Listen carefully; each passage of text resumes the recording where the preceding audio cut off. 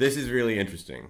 So this is a longtime veteran MSNBC, NBC journalist by the name of William Arkin, quit just this past week with an open email that basically says the reason that he's quitting is that the MSNBC and NBC as a network has become a propagandistic talking piece for the security apparatus of this country. It's a really fascinating email.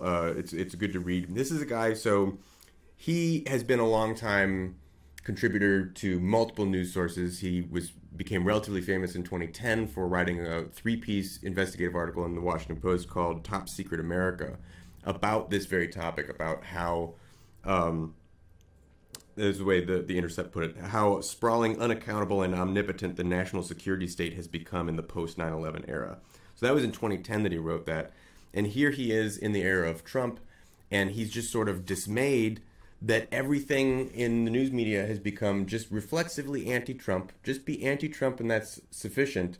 But who is it that we're going to hire to be anti-Trump? A bunch of neocons, a bunch of former FBI, CIA, Pentagon, former generals that are all still on payrolls with all these agencies to sit there and tell you that we need to be more militaristic, we need to stay in Syria, we need to stay in Afghanistan, and it's all in the name of hashtag resistance, right? Mueller is on our team, the FBI is on our team, the NSA, the DEA, all of these national security states. He says it really felt weird in his email. It talks about, it's really fascinating. He talks about how he felt like he was regarded as like the kid in the room because he's sitting there going on MSNBC and talking about, war, and he's the only one who isn't a general or in the CIA or, working in some fashion at the Pentagon or something. And he just happens to be a scholar and an academic. It's crazy. A great analogy I read that it includes in this article is imagine if you were watching a show about cars, about the auto industry, and all of the people on the show were former VPs and CEOs and CFOs of major car manufacturers and still on the payroll of those car manufacturers. How would you feel about a car show run by all the people talking literally work for the auto industry? Conflict of interest. That's basically what he pointed out. And it's not like he's the first person to point this out. Ed Schultz pointed this out as the reason that he left MSNBC. Numerous reporters have left because of their anti-war. Cenk Uygur is one that comes to mind. He was literally sort of forced out, but this is a guy that quit, and he's spelled out exactly why. And so I think there's a few pieces to this that are issues. One is, now that this guy's left, now it's like maybe you have a situation where it's 95% VPs, as you put it, and now it's a situation where it's 98%. So the circle continues to contract in on itself and lets fewer and fewer points of view come through, so that way when you hear it, there's only one point. Obviously, the CIA is basically an organization that overthrows other governments, so that's kind of in their forte. They like when that happens because it's what they value themselves as being able to do. You have the military, which is the same thing. So many of these generals then retire and get brought on immediately to the boards of Lockheed Martin and these other major companies, and they get paid very, very handsomely for that kind of work. But I think it's also important to remember that when we went into Iraq, General Electric bought MSN. They bought it. They're one of the largest defense contractors that exists, and they were about to go into war, and they're like, hey, that's a news company that reports things, and people take them seriously. Let's purchase that. And Ed Schultz, other people were all wiped out from that network because they didn't support the Iraq war. And that, of course, was a horrible thing to do, because how are you going to get that war going? How are you going to get those military sales? How are you going to get those dividends if you don't do that? Well, it's like we've been talking about this. That a lot of these mainstream news organizations appear to be stenographers for power. And this is someone who's been working there since the late 90s saying, yeah, yep, that's what it is.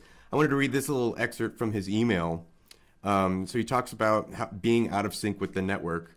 And he says, to me, there's also a larger problem. Though they produce nothing that resembles actual safety and security, the national security leaders and generals we have are allowed to do their thing unmolested. Despite being at war, No great wartime leaders or visionaries are emerging. There is not a soul in Washington who can say that they have won or stopped any conflict. And though there might be the beloved perfumed princes from the Petraeuses and the Wes Clarks, or the so-called warrior monks like Mattis and McMaster, we've had more than a generation of national security leaders who sadly and fraudulently have done little of consequence. And yet we and others embrace them, even the highly partisan formers who masquerade as analysts. We do so ignoring the empirical truth of what they have wrought. There's not one country in the Middle East that is safer today than it was 18 years ago. Indeed, the world becomes ever more polarized and dangerous. He's absolutely right. He's absolutely right. That's the thing we should be asking. How come we've been doing this for 18 years, and what is it that we've accomplished? Have we accomplished anything at all? Other than spending a bunch of money and a bunch of people making a bunch of money. Hey, a few people got their third mansion, and they were really happy with that. And here's what it comes down to. I think here's a good way to illustrate this on bring it back from a macro level to an individual level. Generally speaking, a private that gets into Iraq or wherever war zone that they get brought into is paid something like $20,000 a year. Not that much money at all. And when they are, let's say, engaging with some people who make $25 a month, they will take this, I forget the exact model name of this rocket. It's a single use, only can use it once, guided rocket that, you can, as it's firing, you can kind of target it, recalibrate where it's aiming. Mm-hmm. It costs $25,000 and can only be used once. So we have people that make $20,000 a year firing a single-use $25,000 rocket at a guy who makes $25 a month, missing, picking up a second, then maybe hitting him. That's the issue with the military, that there's a way you can configure a military to win. So I even think with, like, Bin Laden, that was the entire reason we went into Afghanistan, that's something the CIA should be able to do, and they would be able to pull that off in, like, a month. They'd be like, got Bin Laden, we're all good. They would have come back to the media, and media would have been like, we got him, the guy who orchestrated this. And, of course, we didn't go and attack Saudi Arabia, even though most of the hijackers were from Saudi Arabia. But we decided that we want to go into, interestingly enough, the two countries that are either west or east of Iran. I'm sure that had nothing to do with the current rhetoric that we're talking about with Iran. I'm sure it's completely completely separate. Completely separate. So, again, if you want to do a war, you have to have objectives, because wars are just political ways action politicians can take to achieve an objective. So if you just sit in a country and, I mean, we wiped out Al-Qaeda in like 4 months.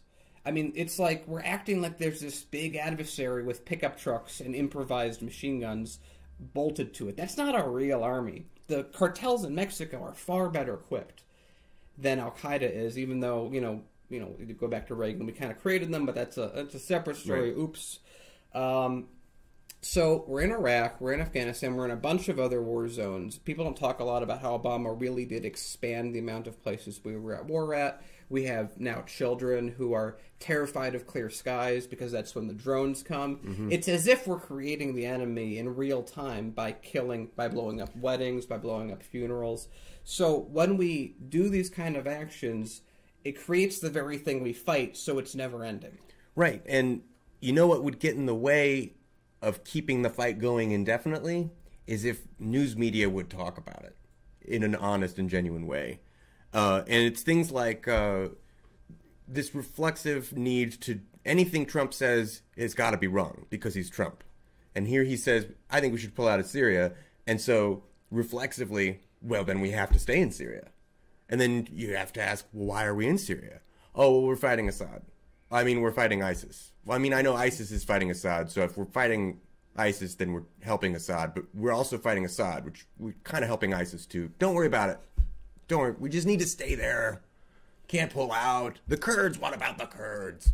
And also, not that that's a minor point. It's important that the Kurds are there, and they should. And that is an issue with the way he's pulling out, that he's not protecting the Kurds. But at the same time, we aren't legally allowed to even be in Syria. We're just doing it, and we have the biggest military, so no one can say, hey, don't do that. Right. Because if Russia all of a sudden, let's say, just have started deploying troops in, let's say, Greece or Italy, and is like, hey, we're doing these counter-terrorist operations for people that are targeting Russia, there would be a war.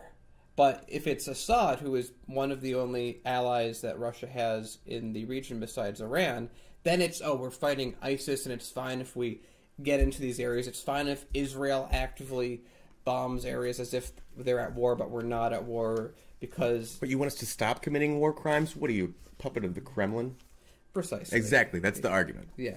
So it's amazing, but basically what he points out in this article, in this email, it's just, I love it. It's amazing. It's totally true, and he basically calls out the mainstream media for being the propaganda arm of the CIA and the Pentagon, which is what they are, in my opinion.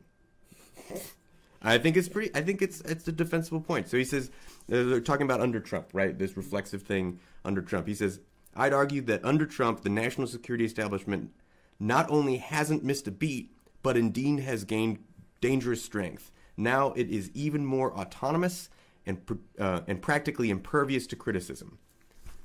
That's impervious to criticism. Autonomous and impervious to criticism. It's one of the more alarming things, that to have someone who's actually involved in media quit in disgust and spell out exactly what we've been saying. Looks like that's what's happening. Yep, that's what's happening. So I want to put a last note on this and just say, hey, I mean, you're living in a democracy when the military-industrial state is impervious to criticism, and if you speak against it, you're against the troops. I mean, that just sounds like democracy to me. I mean, right? Democracy in America. Okay, so let's move on to another Moving on to another story. That's just the most depressed. This is the most... Moving on.